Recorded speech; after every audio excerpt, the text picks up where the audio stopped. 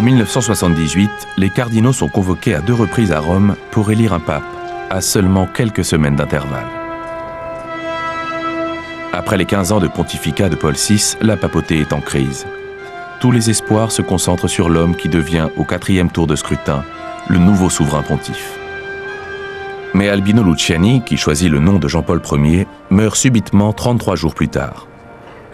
Au cours du conclave qui suit, Joseph Ratzinger apprend à mieux connaître Karol Wojtyła.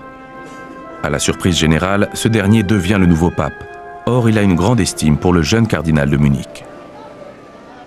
Le pape m'a appelé dès 1980, si je me souviens bien, ou même en 1979, pour me nommer à la tête de la Congrégation pour l'éducation catholique, qui s'occupe entre autres des questions universitaires. Je lui ai répondu que la charge épiscopale impliquait une promesse de fidélité, que je ne pouvais pas partir au bout de 2 ans. Il a bien voulu en convenir et a ajouté « Je reviendrai sans doute vers vous plus tard ». Effectivement, il m'a appelé 1 an plus tard.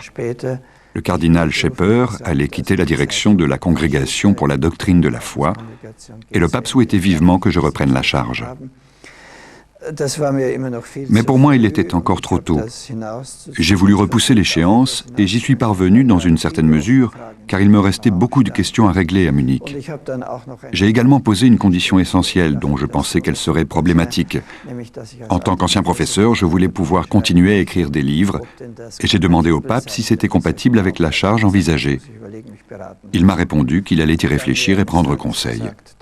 Un jour, il m'a annoncé qu'il s'était renseigné, qu'il existait des précédents et que ce n'était pas un obstacle. À ce moment, j'ai dû capituler et accepter ce poste qui lui tenait très à cœur. Après 5 ans à peine, Joseph Ratzinger quitte Munich. Nous sommes en 1982. Le chœur de la cathédrale de Ratisbonne, sous la direction de Georg, le frère de Joseph, clôt la cérémonie d'adieu du cardinal.